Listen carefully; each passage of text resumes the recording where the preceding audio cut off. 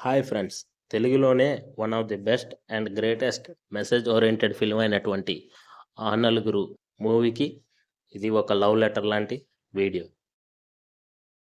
Story: Raghuram అనే ఒక news paper editor కుటుంబాన్ని, సమాజాన్ని సమానంగా ప్రేమించే వ్యక్తి.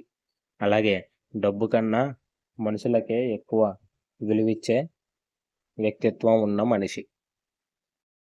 అలాగే సాటి మనిషి కష్టాల్లో ఉన్నాడంటే వెనక ముందు కూడా చూడకుండా సాయం చేసే వ్యక్తి.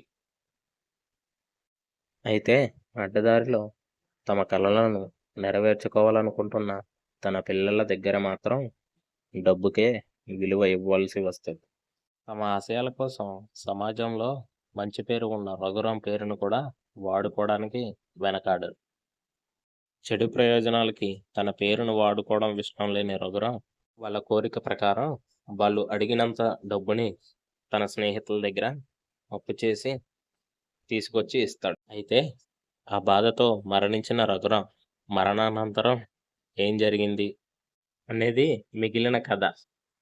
వేరే భాషల్లో మంచి కథా బలమున్న సినిమాలు వచ్చినప్పుడు మనం తెలుగులో ఇటువంటి సినిమాలు ఎందుకు రావు అని తిట్టుకుంటాం.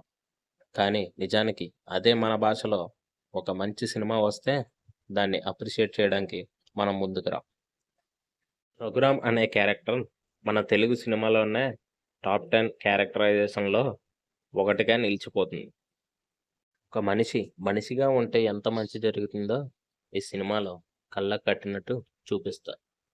అలాగే ఒక మనిషి ఇలా కూడా ఉండగలడా అనే సందేహాన్ని కూడా సృష్టిస్తుంది. తాకట్టు లేకుండా ₹1 కూడా అప్పు ఇవ్వని కోటయ్య అనే పాత్ర రఘురాంకి మాత్రం 5 లక్షలు అప్పుగా ఇస్తాడు. పిల్లకి క్యాన్సర్ అని చెప్పి డబ్బులు తీసుకున్న ఆవిడ మోసగత్తె అని కోటయ్య పాత్ర చెప్పినప్పుడు, అయితే పాపకి క్యాన్సర్ లేదని రఘురాం సంతోషపడడం చూస్తే మనకి ఆ పాత్ర మీద గౌరవం పెరగక మానదు. అలాగే డబ్బు కోసం తను నిలదీస్తున్న తన కుటుంబ సభ్యుల్ని కాదని, కి యాక్సిడెంట్ అయ్యింది కాపాడండి అంటూ వచ్చిన తన ఆఫీస్ బాయ్కి స్థలం పేపర్లు తాకట్టు పెట్టి మరీ సహాయం చేస్తాడు. ఈ సినిమాలో నటీనటుల గురించి చెప్పుకోవాలంటే ముందుగా రాజేంద్ర ప్రసాద్ గారి గురించి చెప్పుకోవాలి. ఆయన ఈ పాత్రలో ఎంతలా ఒదిగిపోయారంటే మనం ఆయన్ని తప్ప వేరే ఎవ్వరిని ఈ పాత్రలో ఊహించుకోలేం.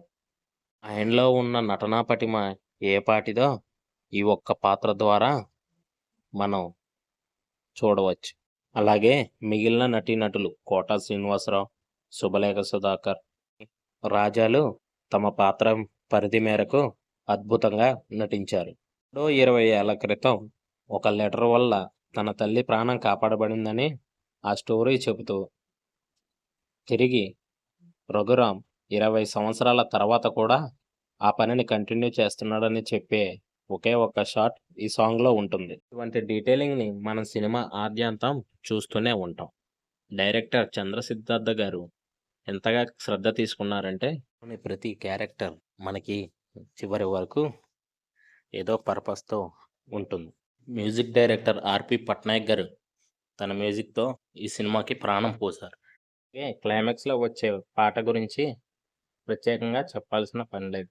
ఆ పాట ఎంత పెద్ద హిట్టో అందరికీ తెలిసిందే. ఎవరైనా ఈ సినిమా చూడని వారు ఉంటే తప్పకుండా ఒక్కసారైనా చూడండి. మంచి విషయాలను ఈ సినిమా మనకి నేర్పిస్తుంది, అలాగే చూపిస్తుంది. ఇలాంటి మరిన్ని చిత్రాలు మన తెలుగులో రావాలని కోరుకుందాం. అలాగే మరిన్ని వీడియోల కోసం మన ఛానల్ని వెంటనే సబ్స్క్రైబ్ చేయండి. అలాగే వీడియోని లైక్ చేయండి. జై హింద్.